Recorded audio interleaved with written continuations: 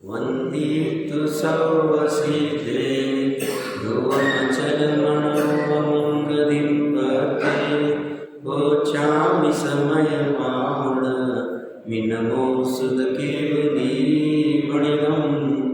नमः समयसाराय स्वानुभूत्या चकासते चित्स्वभावाय भावाय सर्वभावान्तरचिते। समय साजी ग्रंथाधिराज के 4वां अधिकार में अपनी चर्चा वस्तु तत्व की व्यवस्था को समझने के संदर्भ में 14 अंगों की चल रही है। वो कह रहे हैं वस्तु का भाव क्या है जिसे तत् कहते हैं, वस्तु का अभाव क्या है जिसे अतत् कहते हैं। अभाव मतलब जो वस्तु का भाव नहीं उसे अभाव कहेंगे। वस्तु का एकपना क्या है, वस्तु का अनेकपना क्या है, वस्तु का स्वद्रव्य क्या है, वस्तु का स्वक्षेत्र क्या है, वस्तु का स्वकाल क्या है, वस्तु का स्वभाव क्या है। वस्तु के लिए परद्रव्य क्या है, वस्तु के लिए परक्षेत्र क्या है, वस्तु के लिए परकाल क्या है और वस्तु के लिए परभाव क्या है, और वस्तु की नित्यता क्या है, वस्तु की अनित्यता क्या है। इससे वो कहते हैं वस्तु तत्व की व्यवस्था समझ में आएगी, वस्तु तत्व की सिद्धि होगी। सिद्धि होगी मतलब सिद्धि कहाँ होगी, ज्ञान में होगी। ज्ञान में उसका प्रकटीकरण होगा कि हाँ ये वस्तु ऐसी है। सर्वज्ञ आदि ने, उनकी परंपरा में आने वाले गंधर आदि आचार्य ने उस वस्तु को स्यादवाद से, किसी अपेक्षा से, किसी अंश से ऐसा देखा और मैं भी जीववाणी का आलंबन लेके पढ़कर, समझकर, विचार करके ये वस्तु ऐसी है ऐसा निर्णय करता हूँ। ये कहाँ होगा, ज्ञान में होगा। इसका निर्णय अपनी चर्चा पर क्षेत्र से नास्तिक की चल रही थी। कल हमने 255 नंबर का कलश पढ़ा था। इसमें वह जीव जैसे स्वद्रव्य से नास्तिक के लिए क्या करता है, समस्त ज्ञेय से दूर हट जाता है। बस ऐसे ये पर क्षेत्र के लिए ये बोलते हैं ज्ञेय आने नहीं चाहिए, इसलिए अपने चेतन आकारों का भी अभाव कर देता है और इससे इसको नाश को प्राप्त होता है। इसे अगर नाश नहीं होना है तो कहते हैं चेतन आकारों को बनने दो, और वह ज्ञेय आकार नहीं है ऐसा जानकर चैतन्य के आकार ऐसा जानो तो बात ही नहीं रहेगी। तो कोई बाधा ही नहीं है उसमें। 737 नंबर पेज के ऊपर श्लोकार्थ हमने कल पढ़ लिया था, एक बार देख लेते हैं। पशु अर्थात सर्वथा एकांतवादी अज्ञानी स्वक्षेत्र में रहने के लिए, अपने क्षेत्र में रहने के लिए भिन्न भिन्न पर क्षेत्र में रहे हुए ज्ञेय पदार्थों को छोड़ने से, ये होता है ना, जैसे कई शास्त्र में पढ़ लिया शरीर पर क्षेत्र है, शरीर पर द्रव्य, तो शरीर को कृश करने लग जाते हैं। बहुत तप करके, पंचाग्नि करके, करोत लेने से, एकांत में कहीं हिमालय आदि में खड़े रहने से एकांत कर लेते। इस शरीर को हम पूरा निचोड़ लेंगे, ज्ञानी कहते वो ठीक नहीं।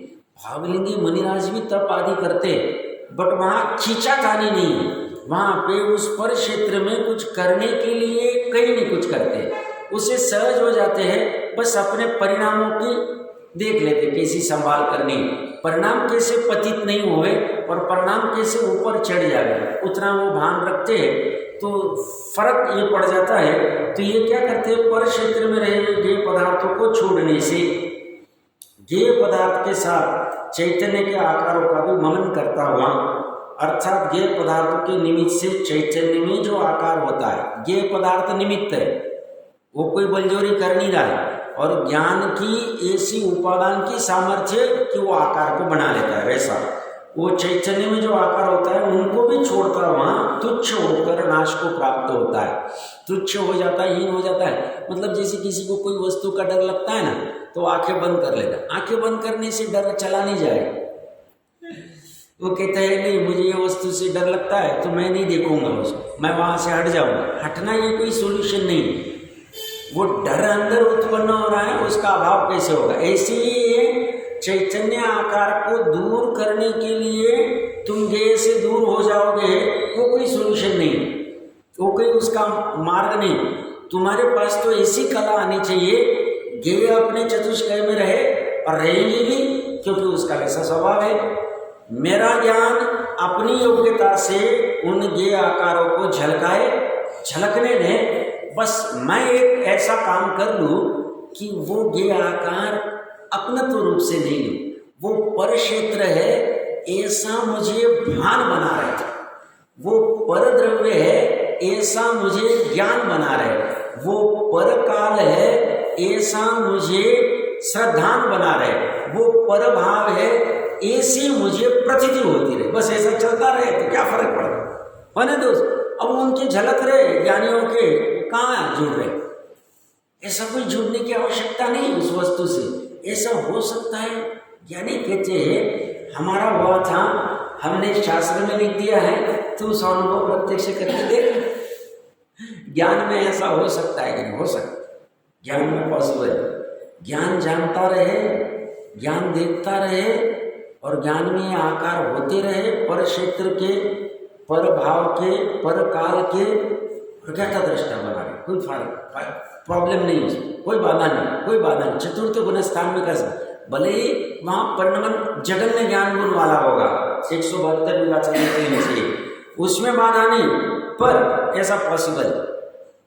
और वो होगा ग्रंथि भेद करके, ग्रंथि भेद करना बहुत महत्वपूर्ण है। तो ये नाश को प्राप्त होता है। और शादवादी तो स्व क्षेत्र में रहता हुआ अपने क्षेत्र को छोड़ता नहीं, उसने इतना गजब निर्णय कर लिया है, मतलब वो परीक्षा पूर्व की निर्णय कि मैं मेरे द्रव्य क्षेत्र काल भाव को छोड़ता ही नहीं, और उसे उसमें रहने के अलावा और कहीं में रहने की अभिप्राय की वासना बची नहीं, कहीं पे भी उपादेयता नहीं। चतुर्थ गुणस्थान, चौथे गुणस्थान, भले ही वो अभी किसी घर में रहेगा, कोई वस्त्र पहनेगा, व्यापार आदि करेगा, ये सब करेगा, बट श्रद्धान और ज्ञान के पास जाए तो उनको एक किंचित मात्र भी ये करने के भाव में आए। शैक्षणिक श्रद्धा की बात नहीं कर रहा हूँ, वो अलग से बात कर लेंगे, तो केवल ही जानते चलमल आगार दोष क्या है।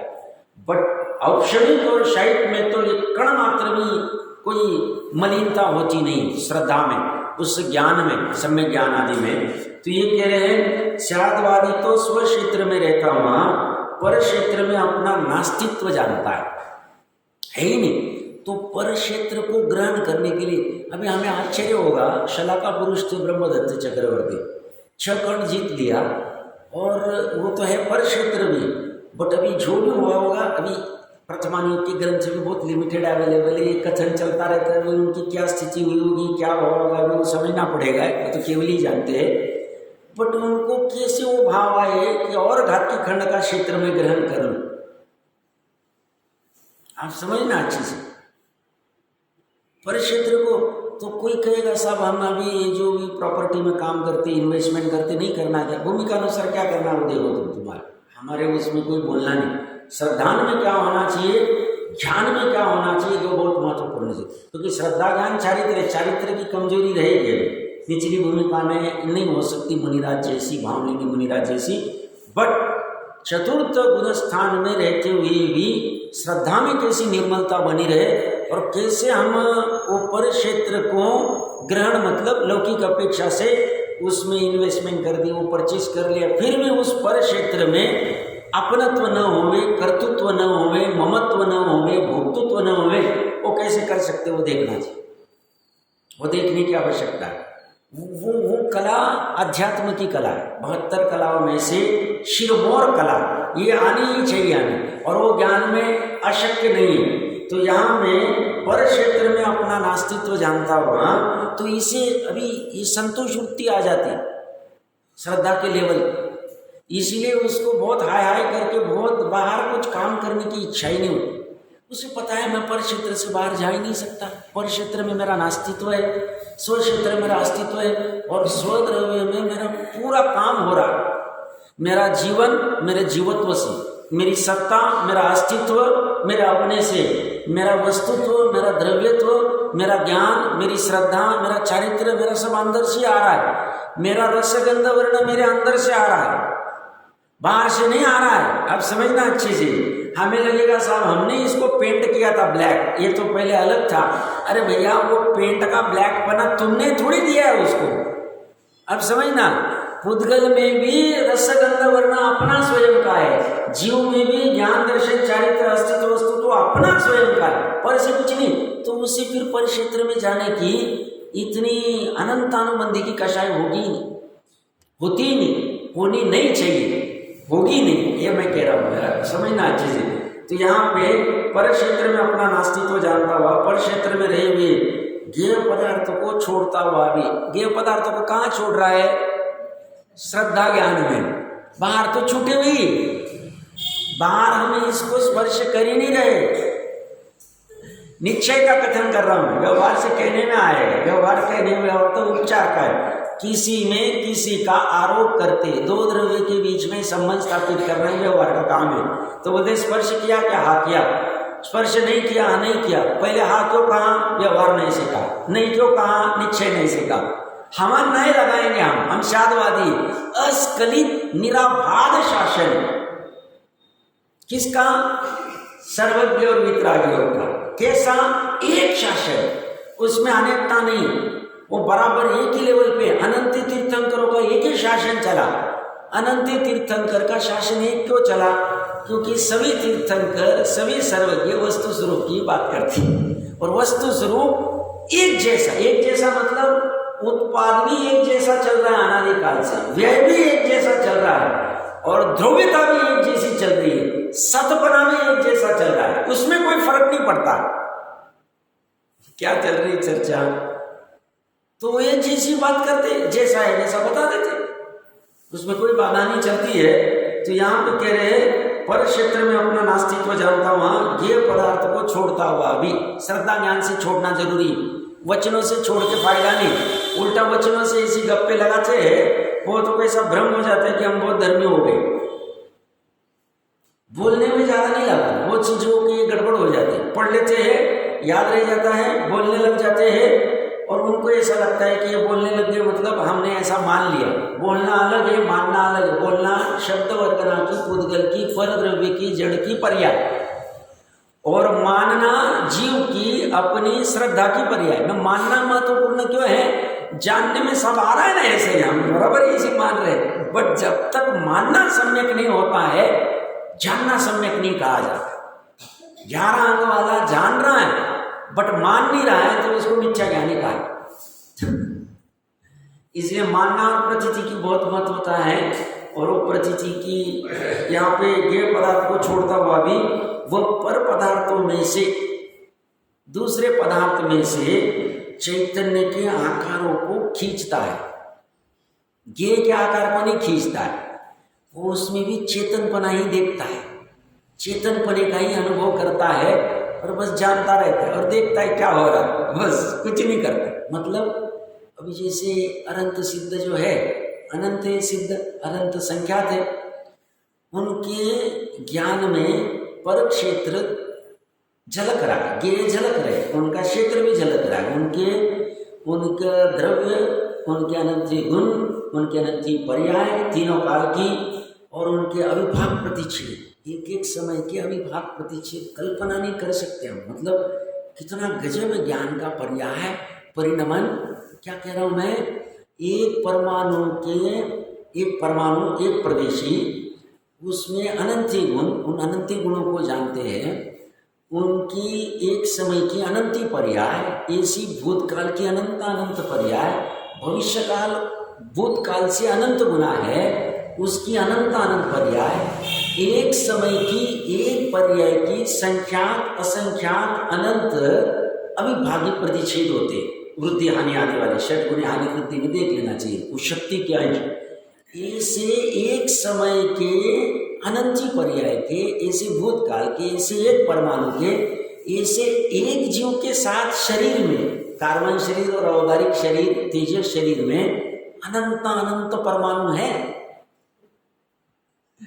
ऐसे अनंती जीव है, ऐसी एक सुई के नोक में अनंत जीव, जितने सिद्ध हुए उससे अनंत गुने वहां एक नोक में, ऐसे 3 लोक में एक भी सुई का नोक खाली नहीं है। बात कर रहा हूं, इसी वस्तु व्यवस्था को एक समय में वो ज्ञान से जान लेता, बट जानते हुए भी कैसा जानता है? उसमें चैतन्य आकारों को खींचता है, मतलब उसमें गेय बनेगा, गौन कर देते हैं। मतलब वो अभी मुख्य गौन करने की सामर्थ्य केवल ज्ञान में नहीं है, शुद्ध ज्ञान में ही मुख्य गौन करने की, वहां तो बस जैसा है वैसा जान लिया और कुछ भी करना नहीं। तो ये चैतन्य के आकारों को खींचता है, अर्थात गेय पदार्थ के निमित्त से होने वाले चैतन्य के आकारों को नहीं छोड़ता,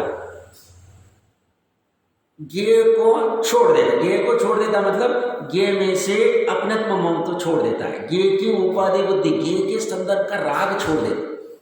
और ये गेय के संदर्भ का जो राग है 10वें गुण स्थान तक चलेगा। सूक्ष्म में कह रहा हूं, 8वें 9वें 10वें गुण स्थान में अबुद्धिपूर्वक राग चलता है। गेय में गेय का आकार बन रहा है, भले ही उपयोग में अभी त्रिकाली आत्मा है, 8वें 9वें 10वें गुण स्थान में शपक श्रेणी चल रहे, बट 8वें 9वें 10वें गुण स्थान में भी अबुद्धिपूर्वक संजलन का मंदतर मंदतम और सूक्ष्म ऐसा राग पड़ा हुआ है जो केवल ज्ञान में जानने में आता है, और उस पूर्ण राग को भी 10वें गुण स्थान के बाद छोड़ देते। चौथे गुण स्थान वाला अनंतानुबंधी का राग छोड़ देता है, गेय पदार्थ, और उसमें मात्र चैतन्य के आकारों को खींचता है। चैतन्य को आकार को खींचता होगा मतलब क्या? विचार करना। शब्दों में मैंने शक्ति प्रमाण बताया, और भी कुछ विशेष होगा तो बताऊंगा, आप विचार करना। ये विचार करने लग जाए ना तो फालतू की लौकिक की विचार खत्म हो जाए। हम क्या करते, ये विचार नहीं करते, वही विचार चलता रहता है। फिर इसका क्या हुआ, उसका क्या हुआ, ये क्या कर रहा है, छल कपट मोह क्रोध, और फिर उसमें पता नहीं चलता है, हमारा आयुष्य खत्म हो जाएगा। ज्ञानी कह रहे तुमको सही में इसका लाभ लेना है, जिन्हों ने कहा, तो तुम्हें इसके ऊपर विचार चैतन्य का आकार खींचता मतलब क्या करो, उसमें ज्ञान पने को खींच रहे, ये आकार को गौन कर दिया। कैसे करते होंगे? मति श्रुत ज्ञान में ये प्रश्न पड़ गया, बैकग्राउंड में चल रहा, खाते पीते उठते बैठते, तो सब इसमें कोई डिस्टर्बेंस नहीं आना, कुछ नहीं आना। क्यों? हमने लक्ष्य बना लिया ना, हमें वस्तु व्यवस्था समझनी है, ऐसा लक्ष्य हमने बना लिया है, फिर हमें कोई बाधा नहीं, हमें कोई भार भी नहीं लग रहा है। ऐसा हमारा कोई कंडीशन नहीं कि हमें अभी कभी उत्तर मिलना चाहिए, 4 दिन बाद मिले, 4 साल बाद मिले, 40 साल बाद मिले, 4 भव बाद मिले, हमें कोई प्रॉब्लम नहीं। हमें बट खोज करनी है कि आकार कैसे खींचते हो, और एक समय ऐसा आएगा कि चतुर्थ गुणस्थान प्रकट हो जाएगा, पता चल जाएगा कि कैसे आकार को खींचा जाता है। उसमें ये आकार को नहीं खींचते, चैतन्य के आकार को खींच लेगा चौथे गुणस्थान में, वो हो जाता है अपने आप।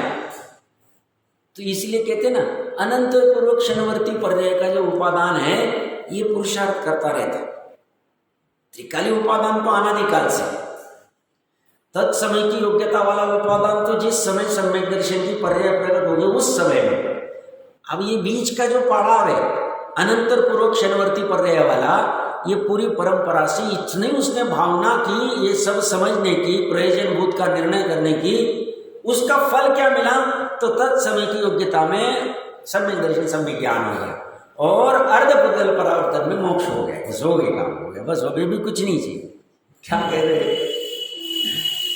ये पुरुषार्थ करना पड़ेगा। हम कहेंगे पुरुषार्थ करेंगे नहीं और खाटले पे बैठे रहेंगे और आके दे देगा भैया ऊपर से, ये सब हमारा पुरुषार्थ वाला धर्म है। ये पुरुषार्थ हम कोई 50-100 किलो का बोझा उठाने को नहीं कह रहे, हम कोई हमाली का काम नहीं करने कह रहे, हम कह रहे ज्ञान में जो ये तत्व विचार करना है ये पुरुषार्थ, तत्व विचार ही पुरुषार्थ और कोई पुरुषार्थ नहीं। और निर्णय करने की प्रक्रिया, चिंतन करने की प्रक्रिया, तो यहाँ पे चैतन्य के आकार को खींचता है, अर्थात ये पदार्थ के निमित्त से होने वाले चैतन्य के आकारों को नहीं छोड़ता, इसलिए तुच्छता को प्राप्त नहीं। इसलिए कोई भी प्रसंग में सहज रह जाता, प्रसंग कोई भी आ जाता, कोई भी, मतलब भले ही लिखने वाले लेखकों ने अपने भाव से भरत जी के प्रति लिखा होगा कि बहुबली क्यों नहीं आ रहा है, अब जिसने जैसा लिखा होगा, बट हम अगर चतुर्थ गुणस्थान और शायद सम्यक दृष्टि हमारे दिमाग में सही है हम कल्पना नहीं कर सकते कैसी परिणति होगी भरत जी। बहुत सहजता रहती, मरण को प्राप्त नहीं होता, कैसे आ नहीं रहा और कैसे कर, कुछ नहीं रहता, सहजता होती है, बहुत सहजता होती। तो भावार्थ में देखिए क्या कह रहे, पर क्षेत्र में रहे हुए ज्ञेय पदार्थों के आकार रूप चैतन्य के आकार होते हैं, उन्हें यदि मैं अपना बनाऊंगा तो स्व क्षेत्र में ही रहने के स्थान पर क्षेत्र में भी व्याप्त हो जाऊंगा। ऐसा मानकर अज्ञानी एकांतवादी पर क्षेत्र में रहे हुए ज्ञेय पदार्थों के साथ ही साथ चैतन्य का आकार को भी छोड़ देता है। मैंने थोड़े दिन पहले कहा ना, बहुत से ऐसे अन्य मतों की चर्चा की टोटरमल जी साहब ने 5वें अधिकार में, उसमें बहुत से ऐसे मत है जो ज्ञान का अभाव होना, मतलब ये आकार का नाश हो गया तो हम मोक्ष हो जाएंगे, ऐसा मानते। मोक्ष की कल्पना वहां से देख लेनी चाहिए उनकी। तो ये वाले वो सब है, वो बोलते हैं इससे क्या मोक्ष होगा, तुमने तुम्हारा स्वभाव का ही नाश कर दिया, चैतन्य आकारों को भी खत्म कर दिया, वो कोई तुम्हारा ठीक नहीं है, वो छोड़ देते हैं। इस प्रकार स्वयं चैतन्य का आकारों से रहित तुच्छ होता है, नाश को प्राप्त होता है। और स्यादवादी तो स्व क्षेत्र में रहता हुआ पर क्षेत्र में अपने नास्तित्व को जानता हुआ ज्ञेय पदार्थों को छोड़कर भी चैतन्य के आकारों को नहीं छोड़ता, इसलिए वह तुच्छ नहीं होता है, नष्ट नहीं होता है। इस प्रकार पर क्षेत्र की अपेक्षा से नास्तित्व का भंग किया।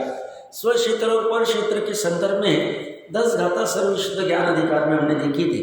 373 से 382 655 नंबर पेज निकालेंगे, आपको उसका भाव समझ में आएगा मैं क्या कहना चाह रहा हूँ।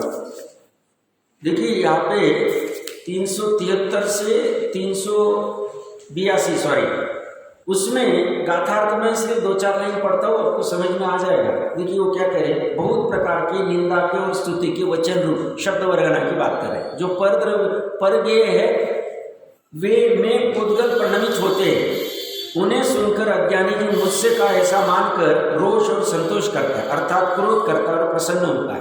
अब ये 655 पे वो गाथार्थ देख रहे हैं।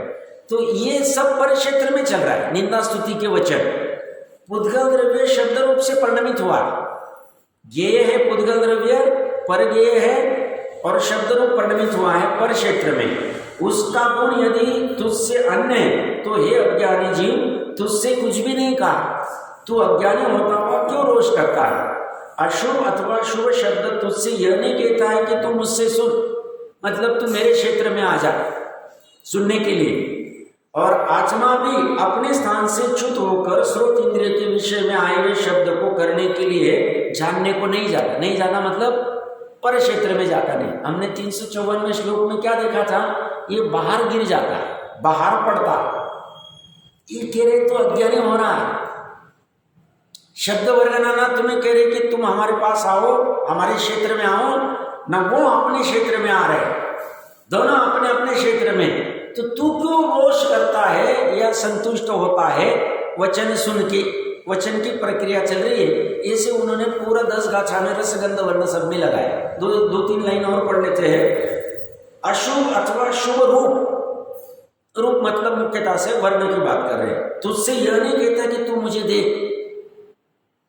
और आत्मा भी अपने स्थान से च्युत होकर, अपने क्षेत्र से च्युत होकर, अपनी सीमा से च्युत होकर चक्षु इंद्रिय के विषय में आए हुए रूप को ग्रहण करने को नहीं जाता, बाहर जाता ही नहीं। यहाँ बैठ के कितना अच्छा है, कितना अच्छा वर्ण है, कितना अच्छा गंध है, कितना अच्छा रस है, कितना अच्छा स्पर्श है, वो आए नहीं। तो साहब ऐसा बोलना नहीं है, भूमिका अनुसार बोलो। बट ये पर द्रव्य के संदर्भ में मैं क्षेत्र में जाता नहीं, फिर इसकी चक्कर में क्यों पढ़ूं मैं। इसी आप आगे के पेज पे देखोगे, गंध रस स्पर्श गुण द्रव्य भी आ गए। पर द्रव्य पर क्षेत्र मतलब ये पूरा उन्होंने घटित कर दिया। 657 नंबर पेज पे अंतिम वाले 3 मतलब ऊपर के टीका के ऊपर के 3 लाइन देखते हैं शुरू के। ऐसा जानकर भी मूढ़ जीव ना ये पर क्षेत्र में जा सकता है, ना वो आता है। ऐसा जानकर भी मूढ़ जीव उपशम को प्राप्त नहीं होता है और शिव बुद्धि को, कल्याणकारी बुद्धि को, सम्यक ज्ञान को न प्राप्त करता हुआ स्वयं पर को ग्रहण करने का मन करता है, बाहर में चला जाता है। पर को ग्रहण करने पर क्षेत्र में चला जाता है। ये इसकी भूमिका में कल एक बोलना भूल गया था, तो मेरे को सहज भी याद आया। इसमें हमने पेज नंबर आप लोग अगर 731 निकालेंगे, 731 पे हमने पर क्षेत्र का वो पढ़ लिया था, सॉरी स्व क्षेत्र का पढ़ लिया था। अभी पर क्षेत्र का 8वां भंग है, नीचे से दूसरा पैराग्राफ वो पढ़ना रह गया था, हमने बीच में ये छोड़ दिया था। एक बार उसको पढ़ते हैं 8वां 9वां, फिर कलश की चर्चा करते हैं। और जब ज्ञान मात्र भाव, नीचे से दूसरा पैराग्राफ 731 पेज, स्व क्षेत्र में होने के लिए, अपने क्षेत्र में रहने के लिए, परिणमन के लिए पर क्षेत्रगत ज्ञेयों के आकारों को त्याग द्वारा, अर्थात ज्ञान में जो पर क्षेत्र में रहे हुए ज्ञेयों का आकार आता है उनका त्याग करके ज्ञान को तुच्छ करता हुआ नाश करता है। तब स्व क्षेत्र में रहकर ही पर क्षेत्रगत ज्ञेयों के आकार रूप से परिणमित करने का ज्ञान का स्वभाव होने से, ज्ञान का स्वभाव स्व क्षेत्र में रहके बिना बाहर गए पर क्षेत्र के ज्ञेयों के आकार रूप से परिणमन करने का स्वभाव होने से, ये महत्वपूर्ण नहीं। क्या कहना चाह रहे? अभी जैसे ये गे, अब ये जो ज्ञान में इसका आकार बन रहा है ये ज्ञान का स्वभाव, ये ज्ञेय का स्वभाव नहीं। ज्ञेय का स्वभाव प्रमेयत्व है और ज्ञान का स्वभाव जानना है। अब ये अंदर में जो जानने में आ रहा है वो ज्ञानी है, चैतन्य का आकार ही। तो इसे साधवादी ने कैसे बचाया? मरने नहीं दिया, नाश नहीं करने दिया। कैसे? उसको समझाया, भैया तू स्व क्षेत्र में रह के ही ये क्या आकार बना ले, बस ये तेरा स्वभाव है, इस स्वभाव को तू जान ले, सहज हो जाए। वस्तु तेरे में आई नहीं, वो उसके चतुष्टय में वहीं पे खड़ी। वर्ण में ये बहुत अच्छे से समझ में आता है, वर्ण का विचार करना। स्पर्श रस में क्या होता है, स्पर्श में क्या होता है, हमें नजदीक से स्पर्श पता चलता है तो पता ही नहीं चलता। देखो ना साहब, उसने मुझे स्पर्श किया, देखो ना साहब वो रसना इंद्रिय के ऊपर रखा तो मुझे तब ज्ञान हुआ, वस्तु अंदर चली गई ना। अरे भैया वो शरीर के अंदर गई, आत्मा के अंदर गई नहीं, ऐसे तो शरीर के अंदर भी गई नहीं। क्यों नहीं गई है? क्योंकि शरीर में और जो पदार्थ हमने ग्रहण किया है, रस का जो भी पकवान आदि, उन दोनों में अन्योन्य भाव है। वर्तमान पुद्गल की उस पकवान की पर्याय में और शरीर में अन्योन्य भाव है। बाद में वो परिणमित होके रक्त मांस मज्जा में होगी, वो उसकी अलग बात है, उससे हमें कुछ लेना नहीं। तो क्या कह रही है? ये जाती नहीं, इसे भ्रम हो जाता और भ्रम की वजह से ये मारा जाता है। तो यहाँ पे ये कह रहे हैं स्व क्षेत्र में रहकर ही पर क्षेत्रगत जीवों के आकार रूप से परिणमन करने का ज्ञान का स्वभाव है। उस ज्ञान मात्र भाव का पर क्षेत्र से नास्तित्व प्रकाशित करता हुआ अनेकांत ही उसे अपना नाश नहीं करने देता। तो उसमें वो विस्मय, 18 प्रकार के दोषों में विस्मय दोष है। हम जैसे रास्ते से जा रहे हैं और कहीं मॉल में या कहीं पे कोई शर्ट दिखा, कोई आभूषण दिखा, कुछ भी दिखा, वाह, हम क्या करते हैं? तुरंत उछल जा रहे, हमें तुरंत उपाधि बुद्धि आती। वो कहते हैं वस्तु वहीं पे है, वो पर क्षेत्र में पड़ी हुई है, तुम अपने क्षेत्र में, ठीक है, ज्ञान में जान लो, तुम्हें खरीदना है तो खरीद लो, खरीदने में बाधा नहीं, पर तुम उसमें जो उपाधि बुद्धि कर चुके हो, उसमें तुम्हारा अंदर जो स्व क्षेत्र पड़ा है उसका तिरस्कार हो रहा है। और ये सब खाते पीते उठते बैठते गड़बड़ हो रही है। अब ये गड़बड़ तुरंत छूटेगी नहीं, अब तो चर्चा चल रही है, अब उसको बैठ के थोड़ा शांति से समझना पड़ेगा कि वो कैसे रहा, वस्तु व्यवस्था कैसे चलती है, मेरे में क्या गड़बड़ हो रही है और इससे दूर कैसे करूं, क्योंकि दूर हुए बिना सुखी होंगे नहीं। सुखी होने के लिए सब झटपटाहट चल रही है, नहीं तो क्यों करें हम इतना सब धन व्यापार सब खाना पीना मित्र मंडली छोड़ के हम यहाँ आए हैं, सुखी होने के लिए आए और कोई उपाय नहीं। उनके पास भी सुखी होने के लिए जाते हैं, बट उनसे वैसा सुख नहीं मिल रहा है, तब चलते चलो ये तो ऑप्शन करके देखिए, इसमें कुछ उपाय मिलेगा क्या हमारा कुछ। तो बोलते भ्रम दूर हो जाएगा तो सुखी हो जाओ, भ्रम रहेगा तब तक दुखी रहोगे। फिर बाहर में खींचने में गे बन लो तुम आलम्बन के लिए, कभी मित्र के पास जाओ, कभी पकवान के पास जाओ, कभी स्पर्श के पास जाओ, कभी रस के पास जाओ, कुछ नहीं होने वाला। और ये समझ जाएगा कुछ नहीं रहते हुए भी सुखी हो जाओ। मुनिराज के पास 5 इंद्रिय के विषय क्या है? दिन में एक बार भोजन के लिए जब मिलता है मिलता है, बाकी क्या है, वरना के लिए सब जंगल में वो इतना सीन सिनारे देखते होंगे ना, इच्छा भी नहीं होती उनको देखनी, ऊपर ऐसे मान डाल के क्या अभी वो सब छोड़ के आ गए, क्या करना उनको, ये सब समझ गया वस्तु व्यवस्था, तो सहजता रहती है उनके पास में। तो यहाँ पे कह रहे हैं पर क्षेत्र से नास्तित्व प्रकाशित करता हुआ, पर क्षेत्र में मेरी नास्ति है, इसलिए मैं यहाँ जाऊँ वहाँ जाऊँ, वहाँ से वो देखूँ, इसको ये करूँ, ऐसे कोई विकल्प उसे आते नहीं है। सब कैसे आप पूरा 10-10 साल 20-20 साल, वो पंडित सचिन जी बहुत बार कहते थे इसी चर्चा में, वो बोलते मंगलाचरण में रहते थे, बाजू में भी समय कर रहा था मुझे जाने के बाद, क्या जरूरत क्या है, अपने यहाँ मस्ती चल रही, क्या जरूरत, ये क्षेत्र में जाओ वो क्षेत्र में जाओ, यहाँ जाओ वहाँ जाओ, ऐसे देखो क्या करें, पंचकल्याण 50 पंचकल्याण का अटेंड कर लिया, क्या कर लिया उसमें, पर क्षेत्र में हो नहीं जाना, मैं ये नहीं कह रहा हूँ, सब प्रभावना होती ना, व्यवहार की प्रभावना, निश्चय प्रभावना है तो मेरा व्यवहार प्रभावना नहीं, निश्चय प्रभावना ही नहीं करना, नहीं कर रहा है, निश्चय प्रभावना कब होगी, मेन काम बहुत महत्वपूर्ण है, वो उसमें फोकस होना चाहिए। तो यहाँ पे ये कह रहे हैं ये अनेकांती उसे अपना नाश नहीं करने देता है। अब ये आगे का कलश के संदर्भ में देखिए, स्वकाल से इसी में पहले 3 लाइन पढ़ लेते, जब यह ज्ञान मात्र भाव पूर्वालंबित पदार्थों के विनाश काल में, पूर्व में पदार्थ का आलंबन किया था, ग्रहण किया था, अब उसका विनाश हो रहा है, नाश हो रहा है, पूर्व में जिनका आलंबन किया था, ऐसे ये पदार्थों के विनाश के समय ज्ञान का असतपना मानकर, मतलब उनका विनाश हो गया तो मेरा भी विनाश हो गया, ज्ञान विनाश को प्राप्त हो गया, मतलब पूर्व काल में आलंबन शरीर का लिया था, शरीर का नाश हुआ तो मेरा विनाश हो गया। जैसे वो टोटल जी साहब को पागल का उदाहरण लिया ना, वो कपड़ा फाड़ता है तो उसे दुख होता है कि मैं ही मर रहा हूँ, अब बोलते कपड़ा फट तू नहीं मर रहा, इसीलिए पर काल के साथ में स्वकाल की कल्पना करके पर के नाश में अपना नाश मान लेता है।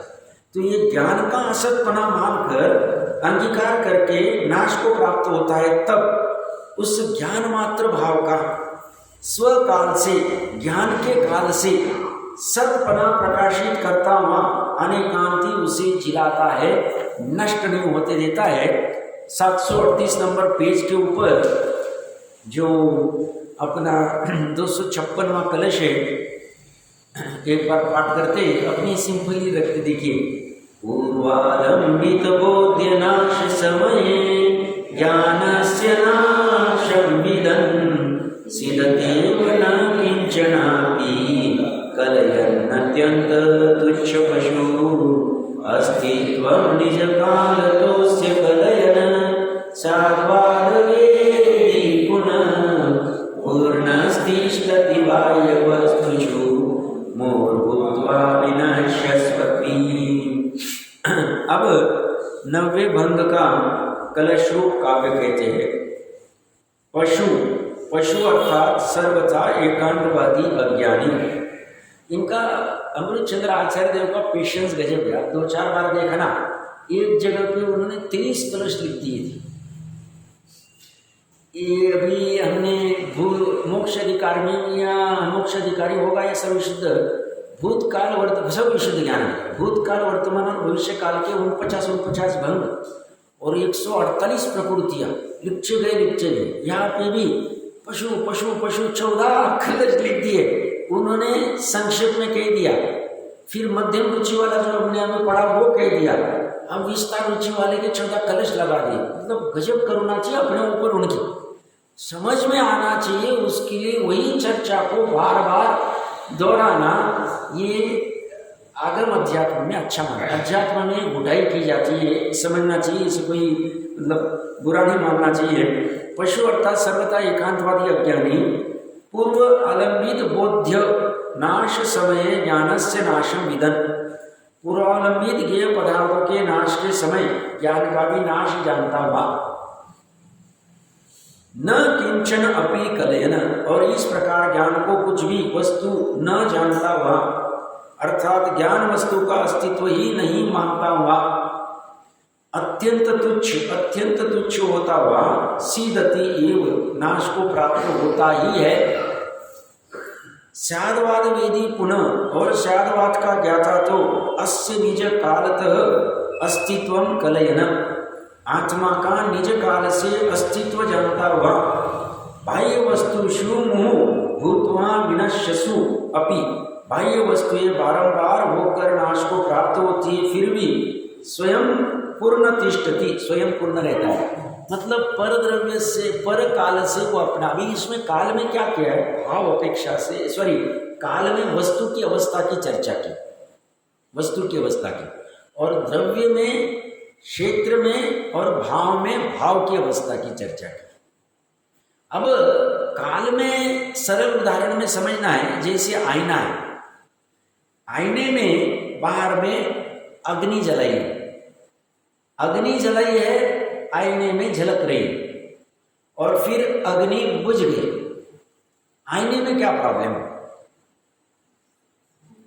आईने के स्वकाल में क्या गड़बड़ हुई? अग्नि का स्व उत्पत्ति का काल था, अग्नि मान लो 10 मिनट तक जलती रही, जो भी कुछ होगा बाहर में रखा है, और 10 मिनट बाद अग्नि बुझ गई। अग्नि हो गया पर, ये मतलब पर काल, वस्तु का पर, जिसका आलम्बन लिया था, और वो ज्ञान का पर्दा हो गया आईना। उसमें क्या फर्क? कुछ भी नहीं हो। वो वस्तु जो अग्नि वाली वस्तु थी, स्वयं उत्पत्ति हुई, कुछ काल तक बनी रही और फिर नाश को प्राप्त होगी, बुझ गई। आईना ना तो उसके स्थिति के काल में गर्म हुआ और ना नाश होने के काल में वो नाश हुआ। पंडित जी साहब ने 2-3 दिन पहले अच्छा उदाहरण दिया था, फिल्म का जो पर्दा होता है, पर्दा अच्छा उदाहरण था उनका, मैं 2-3 दिन से बोलने भूल गया। तो वो पर्दे के ऊपर वो झरना वगैरह, उन्होंने बहुत अच्छा कहा, झरने या बाकी के कुछ ना कुछ दिखते रहते, हम फिल्म आदि देखने जाते हैं पर्दे के ऊपर, तो इतनी सारी वस्तुएं, वो झरने से वो गीला नहीं होता है पर्दा, उसमें झलकता है नष्ट हो जाता है, झलकता है नष्ट हो जाता है, झलकता है नष्ट हो जाता है। उसके नष्ट होने से पर्दे में कुछ नहीं होता, बस बदलता जाता है। तो ज्ञानी जीव कहते हैं ऐसे ही ये शरीर, तो मान लो 100 साल की इसकी आयु है, 120 साल की आयु जितनी भी होगी उसकी, अभी इसका आलम्बन लिया हुआ है, इसका नाश हो जाएगा तो यह हाय हाय करता है। जब नाश को प्राप्त होता है, इसने किसी पर वस्तु के साथ में बहुत अपनत्व कर दिया। मैं 2-3 अपने जीवन के उदाहरण का था, मतलब सुने हुए हैं, ऐसी कई चर्चा में आए थे। इंदौर में थे, वहाँ पे एक परिचित थे, वो 2009 तक टॉप काम चलता था, बहुत अच्छा था, व्यापार आदि, कपड़े आदि का व्यापार था और अच्छा काम था व्यापार में। इंदौर में कपड़े की नगरी कही जाती है। और 2009 में कुछ हुआ, ऐसी घटना, कोई प्रसंग हुआ होगा, तो उनको अपना रहता हुआ बंगला बेचना पड़ा, कुछ कारणवश हुआ होगा, जरूरत नहीं थी बट जो भी डिसीजन हो गया। अब वो बंगला बेचते ही वो कह रहे, तब से 2009 में बंगला बेचा और थोड़ी काल में डिप्रेशन में चले गए। तो हम जब तक वहाँ थे तब तक डिप्रेशन में थे, अभी थोड़े स्टेबल हुए गए।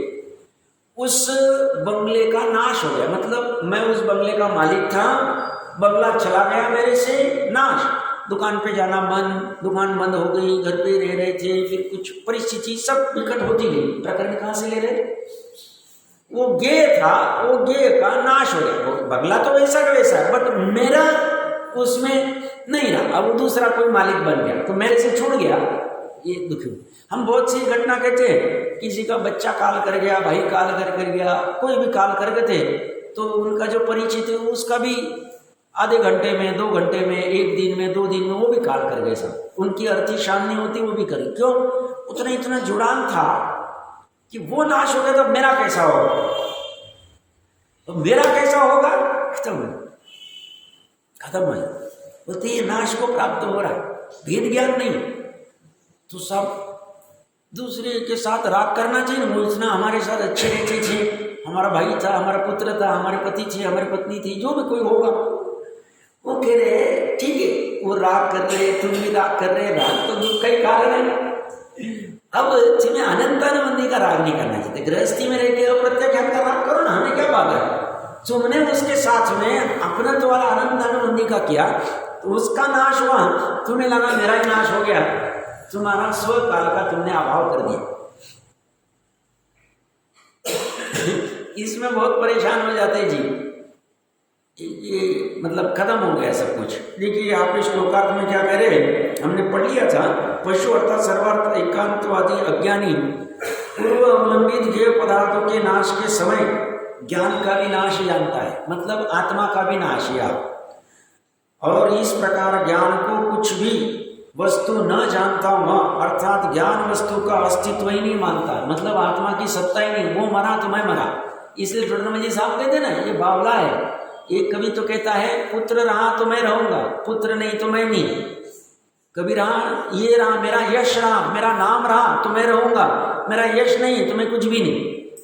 बोलते इसी इसने अनेक प्रकार की मान्यता कर चुका है और इसका नाश ही नाश होता है, तो वस्तु ऐसी नहीं। तो ये कहते हैं इस प्रकार ज्ञान को कुछ भी न जानता हुआ, ज्ञान का अस्तित्व ही नहीं मानता हुआ, आत्मा का, जीव का, जीवत्व का अस्तित्व न मानता हुआ, अत्यंत तुच्छ होता हुआ नाश को प्राप्त होता ही लगा दिया उन्होंने वहां पे। और शादवाद का ज्ञाता तो आत्मा का निज काल से अस्तित्व जानता हुआ, मेरा अस्तित्व किससे, मेरे काल से। बाह्य वस्तुएं बारंबार होकर नाश को प्राप्त होती, बाह्य वस्तु तो बनती रहेगी, नाश होती रहेगी, बिछुड़ेगी, चलता रहेगा, शरीर बनता रहेगा, नाश होता रहेगा, नया शरीर मिलेगा, नाश होता रहेगा। 66,336 शरीर मिलते हैं अंतर्मुहूर्त निगोद की अवस्था में, कभी कभी, सबको नहीं, कभी कभी। तो इतनी भयंकर है। मैं बहुत बार कहता हूँ ना, ये जो बर्थडे प्रकरण अभी 50-100 साल में चालू हुआ है, खतरनाक मिथ्यात्व का पोषण है। क्योंकि बर्थडे किसका मनाया जा रहा है, शरीर का संयोग हुआ मुझे अमुक अमुक तारीख को अमुक अमुक साल में। साहब मैं आज 50 साल का हो गया, 35 साल का हो गया, आज मेरा सुवर्ण महोत्सव है, हीरक महोत्सव है, और कौन से महोत्सव चलते रहते हैं, और उसके लिए आयोजन भी करता है। और वो बच्चा, मैंने कहा ना कभी, वो बच्चा बेचारा अभी बाहर आया है, तुम्हारा अज्ञान, तुम्हारा इतना राग, दादा हर महीने उसके लिए केक लेके जाएगा, बर्थडे मना, वो बच्चे को कुछ नहीं समझ रहा, बस ये इसका राग पाजड़ रहा है। ये कहते हैं वो शरीर अवस्था मिली, शरीर अवस्था का नाश हो गया, सिर्फ ठोकता रहेगा। तूने इतना उसके साथ में आलम्बन ले लिया था कि उसका नाश तेरा नाश। बर्थडे में क्या हुआ, ये परकाल है, इसकी 100 साल की आयु रहेगी। अभी इसके 100 साल के आयु के चक्कर में तुम इतना सब फिर कैसे करेंगे, हमको इतने मैसेज आते, रिप्लाई नहीं देंगे, तो फिर हमको इतने कॉल आते, तो लोक व्यवहार में करना पड़ता है। तुम थोड़ा शांति से बैठ जाओ ना, रिप्लाई नहीं दोगे अपने आप बंद हो जाए। तुम्हें वो दिमाग नहीं, तुम्हें अंदर से खुजली आती है, तुम्हारा निर्णय ठीक नहीं, तुम करते रहते हो, फिर चलता रहेगी परंपरा, फिर चलती रहेगी सब, बाकी की परंपरा चलती रहेगी। इसी में उलझ जाता है जीव, फिर निर्णय नहीं कर पाता है वस्तु। और फिर कहते हैं त्रिकाली शुद्ध आदत, त्रिकाली क्या ऐसी कि टाइम पास की चीज है, उसको करो तुम निर्णय। तुमने हमें स्व क्षेत्र का, स्व काल का, स्वभाव का निर्णय नहीं तुम्हारा ठीक से। निर्णय करना पड़ेगा, निर्णय जरूरी। तो ये कह रहे हैं आत्मा का निज काल से अस्तित्व जानता है कौन, शादवादी। और ये पर काल से, शरीर के काल से मेरा अस्तित्व 40 साल का अस्तित्व हो गया, 50 का हो गया, 60 का हो गया, 70 का हो गया, 80 का हो गया। इससे क्या अस्तित्व मानता है भैया, ये तो 100 साल में नाश हो जाएगा, तो तेरा नाश हो जाएगा, तो तू तो वो तो चारवाक जैसा हो गया। कोई मोक्ष स्वर्ग नहीं होता है, कोई नरक नहीं होता है, बस यहीं पे खाओ पे काल चली गई तो चली गई, पर चारवाक हो गया तू। तेरा अस्तित्व बस इतना ही काल है तेरा, 100 वर्ष का, 120 का। भान करना चाहिए मैं अनादि अनंत हूँ, वो मेरा स्वकाल है, चैतन्यता मेरी स्वकाल है, उसे तो तू जान ही नहीं रहा। तो ये निज काल से अस्तित्व जानता हुआ बाह्य वस्तु ये बारंबार होकर नाश को प्राप्त होती, फिर भी स्वयं पूर्ण ही होता है, वो कभी भी उससे कोई डिस्टर्ब नहीं होता है। पहले जिन ज्ञेय पदार्थ को जाने थे ये उत्तर काल में नष्ट हो गए, उन्हें देखकर एकांतवादी अपने ज्ञान का भी नाश मानकर अज्ञानी होता हूँ, आत्मा का नहीं। ये तो शरीर तो बहुत बड़ा हो गया, छोटी छोटी घर की कोई वस्तु भी चली गई, इसका सिर उड़ जाता है। तो छोटी सी वस्तु 2, 5, 25, 50 रुपए की, क्यों, उसका नाश हो गया, मेरा नाश हो, उस वस्तु का नाश हो, इतनी इसकी आसक्ति होती है। दिमाग में यही चलता रहता है, बहुत आसक्त है ये जीव, भेद ज्ञान नहीं करता है। गलती इसकी, गलती इसके ज्ञान की है। ज्ञान की क्यों गलती साहब? टोडरमल जी साहब ने लिया 87 नंबर पेज। वो कहते साहब ज्ञान को मिथ्या ज्ञान क्यों कहा? उसने प्रयोजन बोध का निर्णय करने में अपना काल नहीं डाला ना, वो बेकार की कहीं दूसरी जगह लगा रहा। उसने करना चाहिए था निर्णय, वो नहीं करता है कि कौन सा मेरा काल है, कौन सा पर का काल है, कौन सा क्या है, वो किसी को किसी में मिक्स करता है। और शादवादी तो गेय पदार्थ के नष्ट होने पर भी अपना अस्तित्व अपने काल से ही मानता हुआ नष्ट नहीं होता। इस प्रकार स्वकाल की अपेक्षा से अस्तित्व का भंग कहाँ? ये 254 नंबर के कलश की चर्चा हुई है और आगे की चर्चा करते हैं।